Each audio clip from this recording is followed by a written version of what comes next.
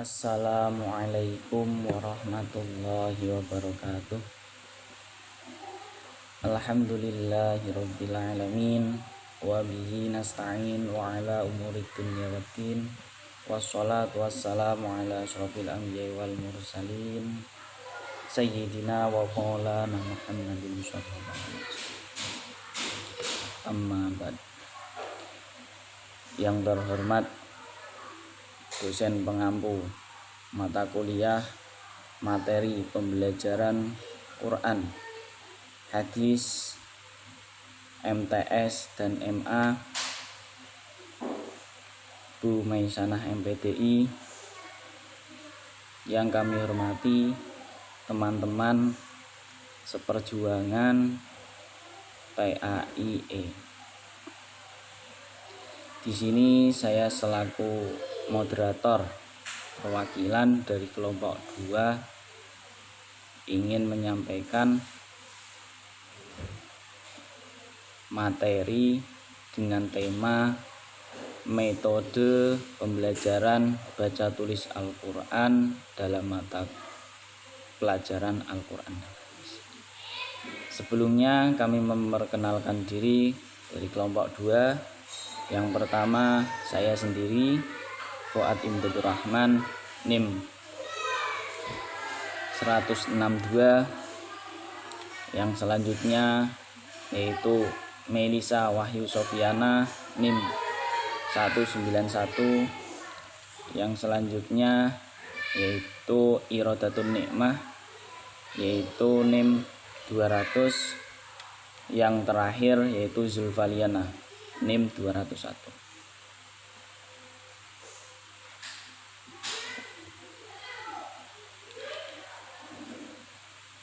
Saya ingin menyampaikan materi dengan judul metode Al-Baghdadi.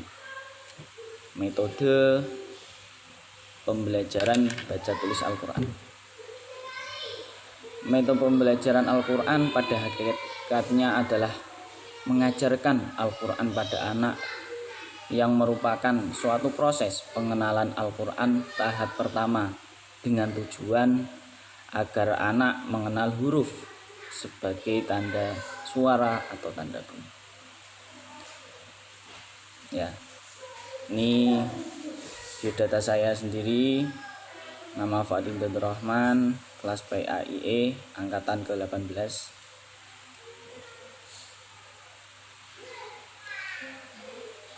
Langsung saja, yang selanjutnya yaitu pengertian dari metode Al-Baghdadi itu sendiri, yang berarti metode Al-Baghdadi adalah metode tersusun atau tarkibiyah. Maksudnya apa? Yaitu suatu metode yang tersusun secara berurutan dan merupakan sebuah proses ulang atau lebih kita kenal dengan sebutan metode alif ba ta. Metode ini adalah metode yang paling lama muncul atau metode yang pertama berkembang di Indonesia.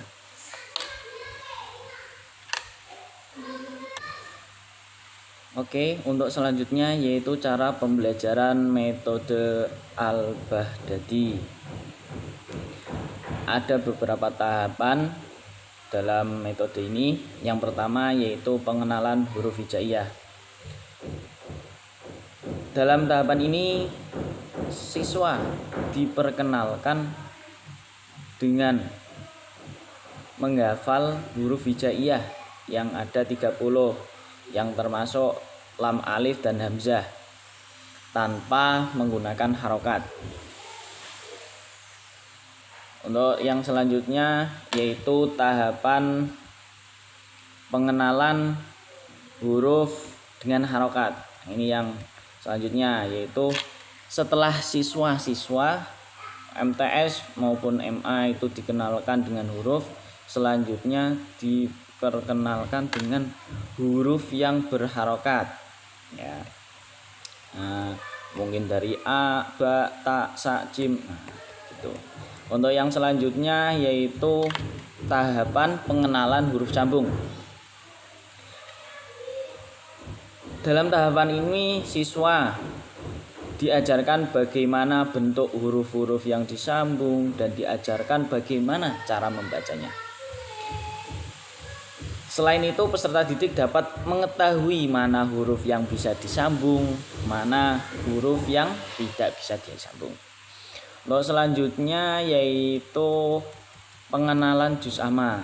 Dalam hal ini siswa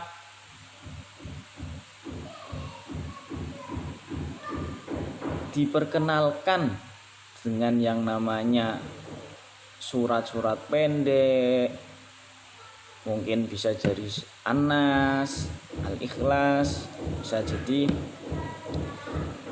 Tahapan ini dilakukan setelah para siswa mahir atau sudah mengetahui dari 3 tahapan sebelumnya.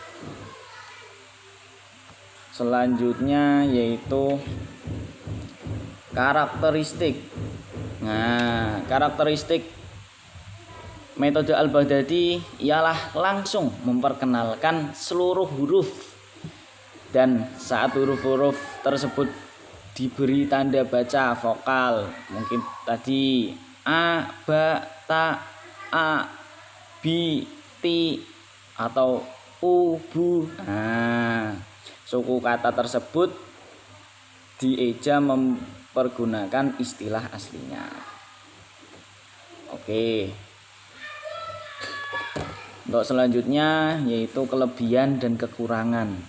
Dalam sebuah metode pembelajaran pasti ada yang namanya kekurangan dan kelebihan. Nah, yang pertama, kelebihan dari metode Al-Baghdadi yaitu santri atau siswa akan mudah dalam belajar karena sebelum diberikan materi, santri sudah hafal huruf-huruf hijaiyah. Yang selanjutnya, santri atau siswa yang lancar akan tetap atau akan cepat melanjutkan pada materi selanjutnya karena tidak menunggu siswa yang lain. Nah, yang kekurangannya yaitu membutuhkan waktu yang lama karena harus menghafal huruf hijaiyah dahulu dan harus dieja satu persatu. Yang selanjutnya kekurangannya yaitu siswa yang kurang aktif harus mengikuti ustadz atau ustadzahnya. Mungkin kalau dalam sekolah itu guru yang mengeja dalam membaca. Kurang variatif karena menggunakan 1 jilid aja. Berarti dalam hal ini metode Al-Baghdadi hanya menggunakan 1 jilid, tidak menggunakan macam-macam jilid seperti Iqra, Yanbu'a atau yang lainnya. Terima kasih. Assalamualaikum warahmatullahi wabarakatuh. Perkenalkan, nama saya Melisa Wahyu Sofiana, NIM 1810110191 dari kelompok 2 akan memaparkan tentang penjelasan metode dan teknik dalam pembelajaran Al-Quran dan Hadis. Di sini salah satu metode dan teknik dalam pembelajaran Al-Quran dan Hadis, yakni salah satunya adalah metode Iqra. Apa sih itu metode Iqra? Metode Iqra adalah salah satu metode yang bisa digunakan dalam pembelajaran Al-Quran dan Hadis.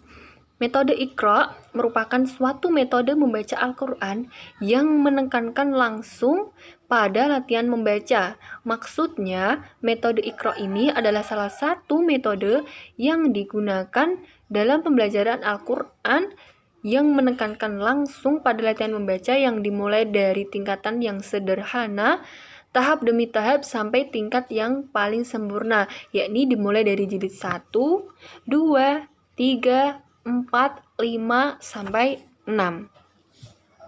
Kemudian dalam prakteknya metode ini tidak memerlukan banyak sekali alat bantu yang bermacam-macam karena dalam metode ini ditekankan langsung pada proses pembacaannya yang tanpa dijeda. Dalam metode ini mempunyai ciri-ciri yang pertama, yakni bersifat individual. Maksudnya dalam metode ini para santri atau peserta didik maju satu persatu kepada guru pembimbing untuk lakukan proses pembelajaran metode Iqra ini. Kemudian yang kedua mempunyai ciri-ciri yakni bacaan langsung tanpa dijeda, artinya tidak diperkenalkan nama-nama huruf jaiyah dalam proses awal pembelajaran.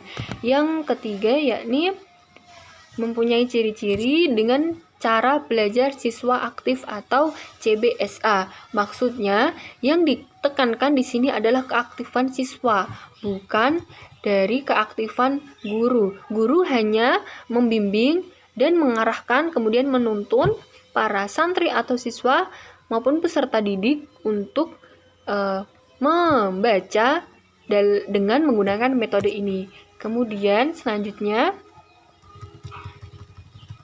dalam metode Iqra ini ada beberapa metode yang bisa digunakan. Yang pertama yakni CBSA atau cara belajar siswa aktif yang sudah saya jelaskan tadi, bahwasannya dalam proses pembelajaran metode ini yang dituntut aktif adalah para santri atau peserta didik itu sendiri. Kemudian selanjutnya yakni komunikatif. Maksudnya dalam proses pembelajaran dengan metode ini tidak hanya proses satu arah, tapi ada timbal balik dari guru, kemudian dari peserta didik dalam proses pembelajaran ini. Kemudian selanjutnya yakni privat. Dalam proses pembelajaran ini, masing-masing dari santri atau peserta didik maju satu persatu untuk melakukan proses pembelajaran kepada guru pembimbing. Kemudian yang selanjutnya asistensi. Maksudnya dalam proses pembelajaran ini bagi siswa atau santri yang setelah memenuhi atau telah lolos tes bisa membantu temannya atau adik-adiknya yang masih di bawahnya, jilid yang di bawahnya. Kemudian dalam metode Iqra ini tentunya memiliki kelebihan dan kekurangan. Yang pertama yakni kelebihan dari metode teknik Iqra.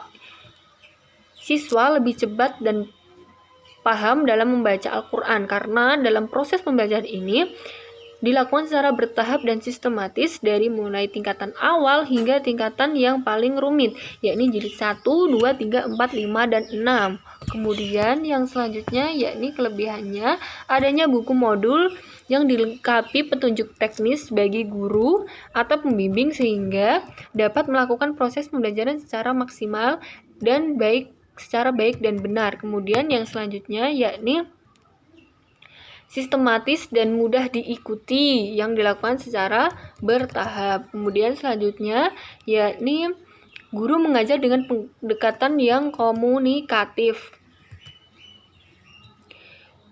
Dengan pendekatan yang komunikatif seperti dengan menggunakan bahasa pengetahuan saat siswa membaca dengan benar, kemudian sehingga siswa termotivasi dan dengan teguran jika terjadi kesalahan pada proses pembacaan.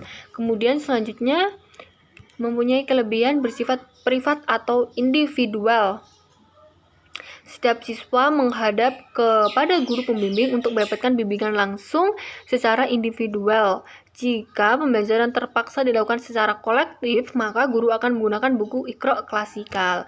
Kemudian selanjutnya yakni menggunakan sistem asistensi yang sudah saya jelaskan tadi. Jika ada salah satu santri atau siswa yang lebih tinggi tingkat pembelajarannya, bisa membantu dalam proses temannya yang belum atau masih satu tingkat di bawahnya. Kemudian selanjutnya yakni buku ini dilengkapi dengan metode dan bersifat fleksibel untuk segala umur.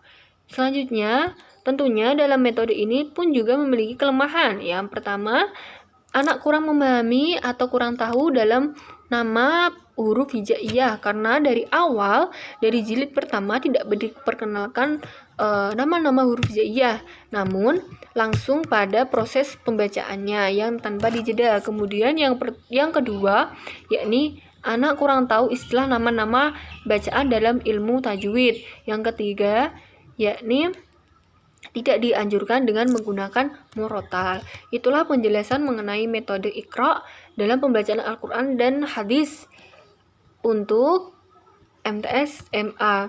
Dapat ditarik kesimpulan bahwasanya dalam metode Iqra ini adalah salah satu metode yang digunakan dalam pembelajaran Al-Quran yang menekankan langsung pada latihan membaca yang dimulai dari jilid awal hingga tahapan paling sederhana hingga tahapan yang paling sempurna, yaitu dimulai dari jilid 1, 2, 3, 4, 5, dan 6. Kemudian metode pembelajarannya ini mencakup CBSA atau siswa dituntut cara belajar secara aktif, kemudian privat, asistensi, dan siswa tidak dikenalkan huruf hijaiyah terlebih dahulu, tetapi langsung pada proses penekanan pembacaan kata dan kalimat sehingga tersusun sedemikian rupa dan bertahap pada masing-masing jilid. Kemudian yang selanjutnya yaitu bersifat komunikatif antara guru pembimbing dan peserta didik.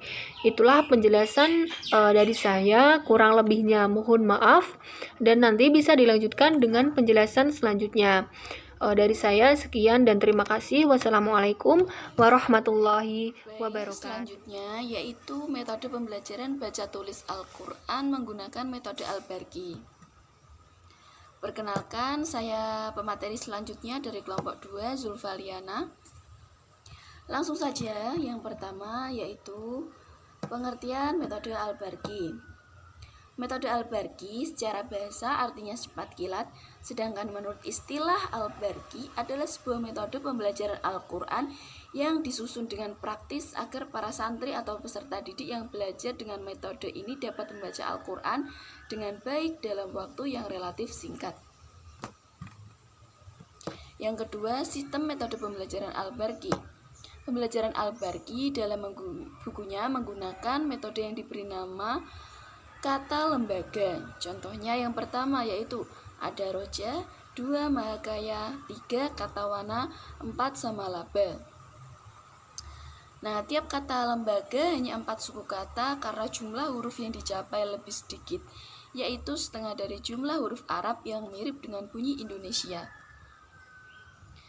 Yang ketiga, kelebihan dan kekurangan metode Al-Barqi. Kelebihan yang pertama yaitu menggunakan sistem 8 jam, artinya hanya dengan waktu 8 jam anak didik dapat membaca dan menulis huruf Al-Quran. Yang kedua, praktis untuk semua umur. Yang ketiga, menggunakan metode aktual yaitu SAS, struktur analitik sintetik, yang memudahkan anak didik belajar Al-Quran.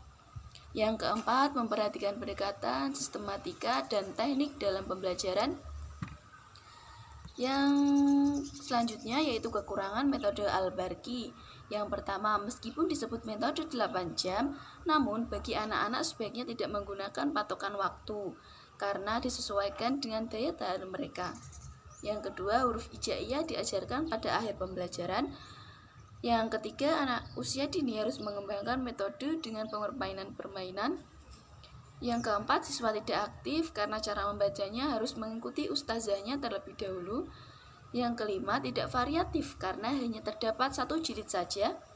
Dan terakhir, yaitu dalam pengenalan tajwidnya kurang. Selanjutnya, yang keempat yaitu langkah-langkah metode Al-Barqi. Yang pertama, menggunakan fase analitik. Guru mempersiapkan pengucapan kata lembaga ada roja tanpa dieja, lalu murid menirukannya sampai hafal. Selanjutnya, murid harus mengingat suku kata tersebut dan guru akan menunjuknya untuk mempraktekannya ke depan. Begitu seterusnya dan dilakukan berulang. Yang kedua, fase sintetik. Fase sintetik yaitu huruf digabung dengan huruf yang lain sehingga berupa bacaan. Yang ketiga, fase penulisan, yaitu fase awal peserta didik menebali tulisan yang berupa titik-titik dengan pensil yang diarahkan oleh guru. Yang keempat yaitu fase bunyi A, I, U, yaitu fathah, kasroh, dan domah. Yang kelima, fase pemindahan, yaitu pengenalan terhadap bacaan bunyi Arab yang sulit. Contohnya dal, zal. Yang 6. Fase pengenalan mat, yaitu pengenalan bacaan panjang. Contohnya pada kata bata terdapat alif di tengah-tengah, ba dan ta yang harus dibaca panjang. Selanjutnya yaitu fase pengenalan tanda sukun. Fase pengenalan tanda sukun yaitu peserta didik dikenalkan pada bacaan-bacaan yang bersukun. Selanjutnya fase pengenalan tanda syaddah, yaitu peserta didik mengenal bacaan-bacaan yang bersyaddah atau berbunyi double. Selanjutnya fase pengenalan nama huruf. Fase pengenalan nama huruf ini untuk membedakan Al-Qamariyah dan Al-Syamsiyah. Selanjutnya yaitu fase pengenalan huruf yang tidak dibaca, yaitu untuk mengenalkan peserta didik pada huruf yang biasa dijumpai tanpa tanda harokat dalam Al-Quran. Selanjutnya yaitu fase pengenalan bacaan yang maskil, yaitu biasa dijumpai dalam Al-Quran, tanda yang asing. Selanjutnya fase pengenalan huruf putus, yaitu fase yang belum bisa dibaca, hurufnya masih berupa huruf hijaiyah yang berbeda-beda, belum bisa digabung. Selanjutnya yaitu fase pengenalan tanda waqaf. Nah, fase pengenalan tanda waqaf yaitu mengenalkan tanda baca yang sering ditemui dalam Al-Quran. Contohnya dalam bacaan misakihi, saat waqaf dibaca misakih. Selanjutnya yaitu pelaksanaan metode Al-Barqi dalam pembelajaran baca tulis Al-Quran. Langkah-langkah pelaksanaannya yang pertama yaitu guru meminta siswa untuk menghafalkan terlebih dahulu beberapa kata lembaga dalam metode Al-Barqi. Yang kedua yaitu setelah peserta didik sudah mampu menghafal kata-kata kunci tersebut, kemudian guru menuliskannya di papan tulis. Selanjutnya yang ketiga yaitu guru meminta siswa untuk menuliskan kata-kata kunci tersebut dengan huruf hijaiyah. Yang keempat yaitu guru meminta siswa satu persatu untuk membaca huruf-huruf tersebut dengan cara guru menunjuk huruf-huruf tersebut dengan tidak teratur. Nah, tadi yaitu sedikit pemaparan dari saya mengenai metode Al-Barqi. Selanjutnya akan dijelaskan oleh pemateri selanjutnya dengan menggunakan metode tahsin. Terima kasih. Untuk yang selanjutnya yaitu metode tahsin yang akan saya bacakan. Perkenalkan, nama saya Irwadatun Nikmah, NIM 200. Pengertian metode tahsin.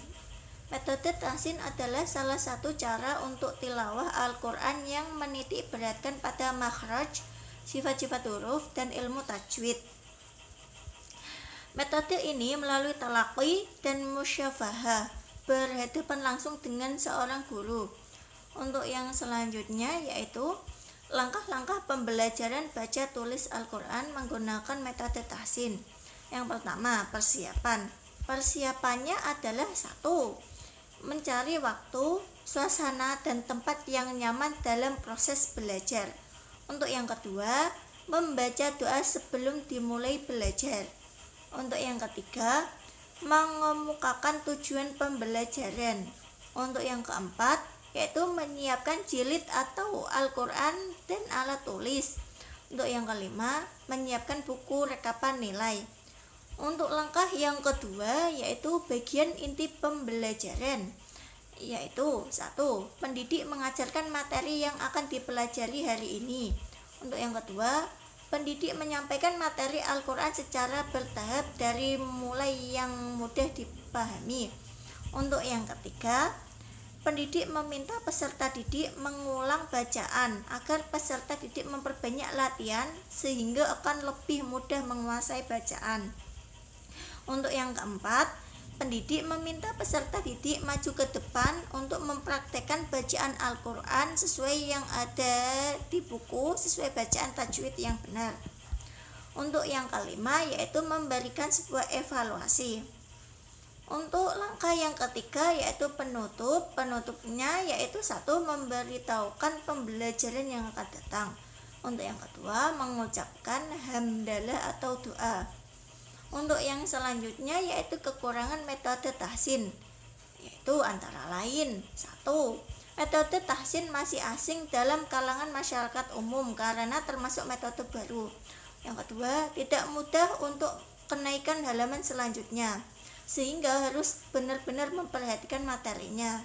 Yang ketiga, harganya terlalu mahal jika dibandingkan dengan yang lain dan hanya terjual di tempat tertentu. Untuk yang keempat, penulisan harus menyesuaikan Ros Usmani yang belum banyak dikenal peserta didik. Untuk yang kelima, susah jika belajar tanpa adanya seorang pembimbing. Untuk yang selanjutnya, yaitu kelebihan metode tahsin. Yang pertama antara lain, lebih lengkap jika dibandingkan dengan yang lainnya karena dijelaskan secara lengkap makhraj dan sifat-sifat hurufnya.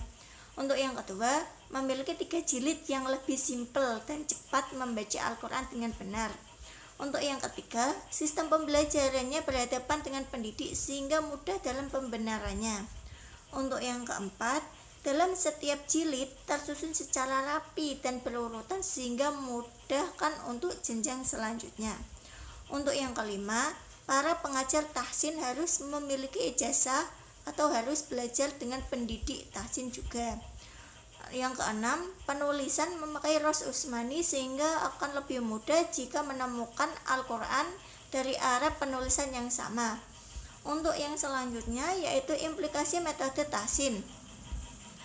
Santri atau peserta didik dapat naik kelas atau jilid dengan syarat yaitu 1. Sudah menguasai materi. Untuk yang kedua, lulus tes yang telah diujikan sekolah. Program yang dimiliki metode tahsin adalah 30 jam atau 30 pertemuan yang terdiri dari jilid buku. Di antara lain yaitu jilid 1. Cara membaca huruf tidak dieja, dibaca sesuai harokatnya. Guru memberikan contoh tiap judul dengan bacaan tahqiq dan ditirukan oleh anak didiknya. Selanjutnya, memberikan contoh cara membaca di bawah judul dengan bacaan tartil. Berikutnya, anak membaca sendiri sampai lancar dan benar. Tidak boleh dibaca panjang, usahakan tiap huruf ada jeda, makhraj dan sifat hurufnya. Guru tidak boleh menuntun, cukup mengingatkan bila terjadi kesalahan dalam bacaan. Sempurnanya mengucapkan huruf berharokat fathah dengan membuka mulut. Pada jilid pertama yaitu mempelajari huruf-huruf hijaiyah seperti pada umumnya. Tetapi jika menggunakan metode tahsin, pengenalan huruf hijaiyah sesuai dengan kelompok sifat dan makhrajnya. Untuk yang selanjutnya, pada jilid pertama diprogramkan dalam 10 jam atau pertemuan, yaitu pertemuan yang pertama mengajarkan huruf-huruf yang keluar dari 2 bibir. Pertemuan yang kedua, 3 dan keempat, huruf-huruf yang keluar dari ujung lidah. Untuk yang pertemuan kelima, 6, huruf-huruf yang keluar dari tengah-tengah pangkal dan sisi lidah. Pertemuan yang ke-7 dan 8, huruf-huruf yang keluar dari tenggorokan. Pertemuan yang ke-9, 10, huruf-huruf bersambung berharokat kasroh dan domah, melafalkan huruf berharokat kasroh dengan menurunkan bibir bawah, menyempurnakan bacaan huruf berharokat domah dengan monyong bibir. Setelah selesai jilid 1, diadakan tes. Bila tidak ada kesalahan dan lancar, maka anak bisa naik ke jilid kedua. Untuk yang selanjutnya, B jilid kedua. Melanjutkan jam atau pertemuan berikutnya yaitu pertemuan ke-11, huruf yang berharokat fathah, kasroh, domah. Pertemuan yang ke-12 ke-13, mat asli 1, yaitu mat tobi'i, mat badal, mat silah, qasirah. Pertemuan yang ke-11 dan ke-15, pelajaran huruf-huruf bersukun. Pertemuan yang ke-16, idhar syafawi, idhar halqi. Pertemuan ke-17 dan 18, hukum alif lam, hamzah waswal, sifrul mustatir, lafdul jalalain. Dan untuk pertemuan yang ke-19 yaitu waqaf. Pertemuan yang ke-20 mat asli 2 yaitu mat iwat tamkin. Para peserta yang telah menyelesaikan jilid 2 dapat dievaluasi menggunakan tes kenaikan.